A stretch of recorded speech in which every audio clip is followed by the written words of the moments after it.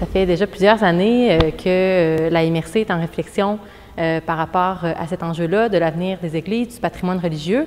Il y a eu des initiatives, des projets réalisés très intéressants, celui de la Durantais, l'église dans laquelle on se trouve, également à Saint-Vallier, dans Bellechasse. Donc, c'est ça, ça fait déjà quelques années que les agents de développement ruraux et l'agent de développement culturel de la MRC, Guy Boudreau et Claude Lepage, travaillent à accompagner les milieux, puis par rapport à cet enjeu-là, puis par rapport à la réalisation des projets de transformation des églises. Donc, en fait, il y a déjà un an, ils ont initié un projet, une démarche territoriale pour justement intervenir par rapport à cet enjeu-là. Donc, c'est ça en fait l'idée du projet, les objectifs, c'est vraiment de sensibiliser la population, les élus, les fabriciens, les marguilliers, donc tous les gens là, qui s'impliquent, c'est dans les fabriques ou dans les écoles, les comités locaux des églises. Puis également, bon, les citoyens, donc c'est de les sensibiliser par rapport à cet enjeu-là, puis aussi de favoriser la mobilisation, de favoriser la prise en charge locale dans les milieux. Mais en fait, l'idée derrière cette démarche-là, bien sûr, c'est de se poser la question si une régionalisation de l'enjeu est possible. Donc en fait, d'amener aussi à ce qu'il y ait un échange, un partage de connaissances entre chacune des communautés de Bellechasse, des milieux de Bellechasse, pour arriver éventuellement à ce qu'on développe au niveau de la MRC de Bellechasse une vision commune en matière de préservation des lieux de culte, en matière de réutilisation des églises.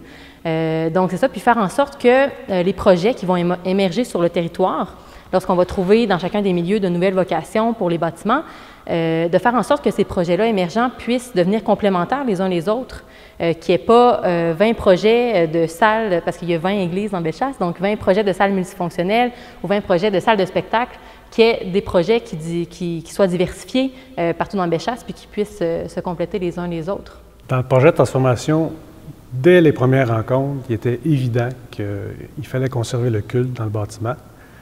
Je pense qu'il y a une bonne partie de la population qui était attachée à cette utilisation-là et à cet usage-là qui a toujours été ici depuis la construction du bâtiment.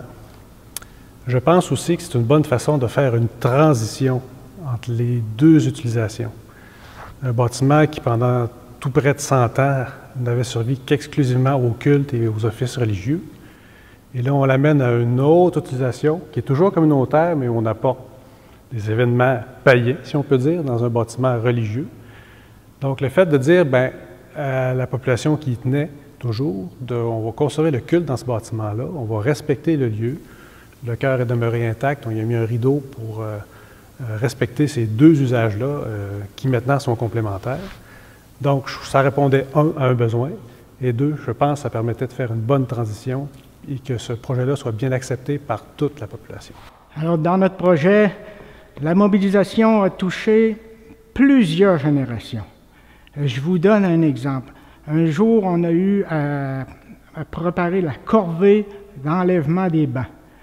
Alors, ce matin-là, c'est particulier, j'avais ce dossier-là en charge. C'est particulier parce qu'on vient... c'est une étape cruciale, l'enlèvement des bancs, mais tout en respectant le bâtiment. Et ce matin-là, 2 personnes de plus de 80 ans, avec marteau, arrache-clou, ils étaient prêts. Si eux étaient prêts, qui ne le serait pas? Alors, on avait vraiment plusieurs générations, mais maintenant, le projet est là depuis quelques années. On a toutes les générations. Il y a des gens qui viennent danser ici. C'est notre centre multifonctionnel. On a aussi notre réalité, c'est notre salon mortuaire. Il est vraiment, c'est multifonctionnel. Pendant qu'il y a des funérailles, dans la cuisine adjacente, il y a un traiteur qui se prépare. Les gens, après les funérailles, s'en vont au cimetière. On transforme. On est une équipe qui est maintenant adaptée. En 15 minutes, on la transforme.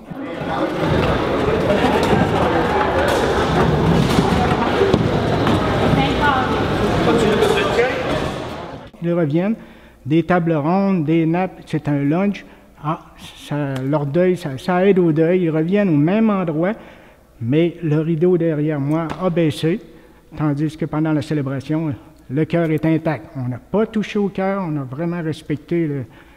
C'était important, on voulait respecter Toutes les pièces, les murs externes n'ont pas été touchés. Il y a des ancêtres qui ont travaillé tellement fort pour construire ça. Alors, on voulait respecter ça, puis je crois que ça a été mission accomplie. Les gens de la paroisse sont vraiment... ils aiment leur salle. Les jeunes disent que c'est cool d'aller luncher à l'église. C'est comme ça. Les jeunes, beaucoup ont acheté des bancs d'église. Beaucoup. Je leur demandais pourquoi vous achetez un banc d'église alors que vous ne pratiquez pas. Nos parents se sont mariés là et nous, on est nés ici. Alors ils trouvaient ça cool d'avoir un banc. Les bancs ont tous été vendus. Il n'y a pas d'antiquaire qui a fait de l'argent sur notre dos. On s'était promis de surveiller ça. Alors c'est un projet qui est encore vivant aujourd'hui. On peut dire grosso modo que le projet, ça a pris environ 5 ans à se réaliser. C'est sûr qu'il y a eu des discussions préliminaires et préalables, mais le comité, si je me souviens bien, s'est formé en 2005, peut-être fin 2004, début 2005. Donc les premières rencontres se sont tenues là. Et assez rapidement, il y a eu une rencontre de la population, je dirais probablement en début d'année 2006. Il y a eu une assemblée publique pour présenter l'idée, le projet. Il y avait déjà des plans préliminaires qui avaient été établis. Et c'était pour présenter le concept à la population qui était, de façon générale, très bien reçu. C'est sûr qu'il y a toujours quelques personnes qui doutent et qui s'opposent à quelque chose de différent, mais de façon générale, c'était bien accepté.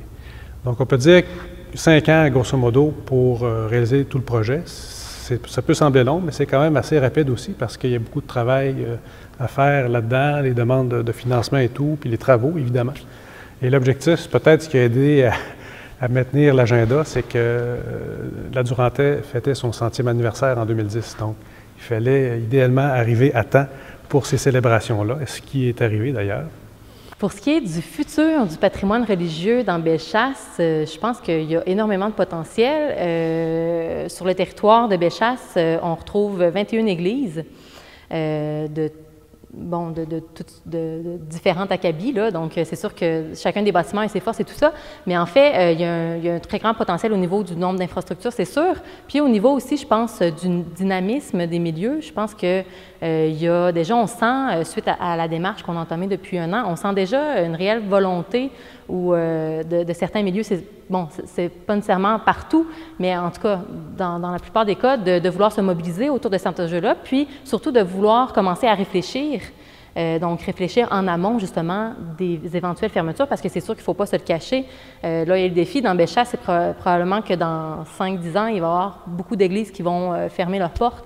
Donc, en fait, c'est ça, l'idée, c'est qu'on commence à réfléchir. Donc, le potentiel est là pour Bellechasse. Les communautés ont commencé des réflexions. Il y a des comités locaux multipartites qui se sont créés un peu partout.